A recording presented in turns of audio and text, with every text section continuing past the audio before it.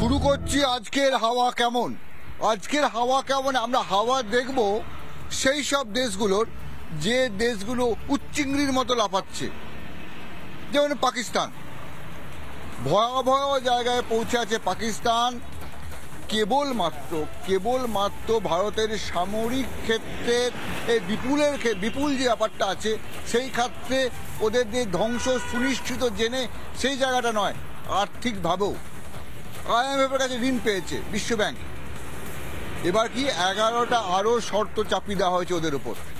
এই শর্ত মানতে মানতে পাকিস্তানের যেটা হবে, গোটা পাকিস্তান সেই ঋণের জালে ফাঁসতে হবে। এই পাকিস্তান নিয়ে আরেকটা কথা বলার আছে। এই চীনের সঙ্গে পাকিস্তানের একটা আছে গোপন আঁতাত আছে।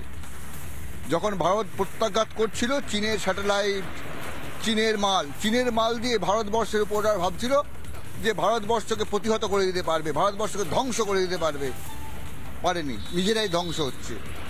কিন্তু যেটা প্রবলেম, যেটা সমস্যা, এই চীনের সঙ্গে যে দ্বিপাক্ষিক যে লোন ব্যবস্থা, তার 70% চীনের কাছ থেকে নিচে পাকিস্তান। অর্থাৎ চীনের উপর পাকিস্তান গোটাটাই নির্ভরশীল হয়ে যাচ্ছে। শুধু কি পাকিস্তান, এই যে ভারতবর্ষের পাশাপাশি যে দেশগুলো লাফাচ্ছে, বাংলাদেশ, এই সব দেশগুলো মানে দক্ষিণ এশিয়ায় চীন একটা বিশাল মাকড়সার জালের মতো অর্থনৈতিক জাল করেছে, ঋণের সেই চক্রবৃদ্ধি হওয়ার সুদে এই দেশগুলো অবস্থা খারাপ করে দিচ্ছে। বাংলাদেশ, পাকিস্তান, শ্রীলঙ্কা, নেপাল, ভুটান, মালদ্বীপ, প্রতিটা দেশ।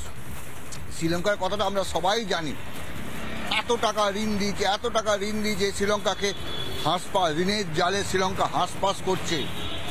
ভারত লাগোয়া যে শ্রীলঙ্কার যে বন্দরটা ছিল, ঋণ শোধ করতে পারেনি চীন, শোধ করতে পারেনি বলেই 99 বছরের জন্য শ্রীলঙ্কা সেই বন্দরটা চীনের হাতে তুলে দিয়েছে। ঋণটা, এই ঋণের টাকা মেটানোর টাকা নেই শ্রীলঙ্কার। সেই জায়গায় একের পর এক শ্রীলঙ্কায় কি হয়েছে সবাই তো জানে। শ্রীলঙ্কা ধ্বংস হয়ে গেছে, অর্থনীতি ধ্বংস হয়ে গেছে, শ্রীলঙ্কা শেষ হয়ে গেছে প্রায়। বাংলাদেশ কিন্তু এবার সেই ঋণের একটা কথা শুনছেন না, চট্টগ্রাম বন্দর কি হবে? ইউনুস বলছে না যে চট্টগ্রাম বন্দর কি হবে? সেই ঋণ কেস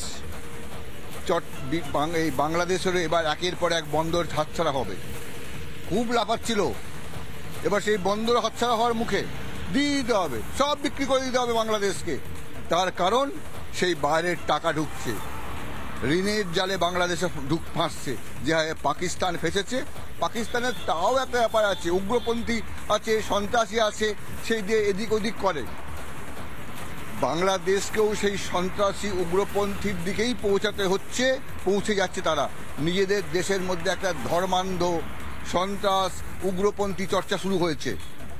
আসলে গোটা যে সিস্টেমটা চলছে মাকড়সার জালের মতো চীনের ঋণ সিস্টেম। আর এই চীনের ঋণ সিস্টেমে ভারতবর্ষের পড়শি রাষ্ট্রগুলো একের পর এক ফাঁসছে এবং ফেসে ধ্বংস হচ্ছে। আজকের হাওয়া কেমন এই পর্যন্ত, আগামীকাল ফের কোথাও এরকম হাওয়া কেমন। নানা ধরনের কন্টেন্ট দেখার জন্য লাইক করুন, শেয়ার করুন আমাদের ফেসবুক পেজ, সাবস্ক্রাইব করুন আমাদের ইউটিউব চ্যানেল। পাশাপাশি অন্যান্য ব্রেকিং নিউজের জন্য অবশ্যই চোখ রাখুন রিপাবলিক বাংলায়।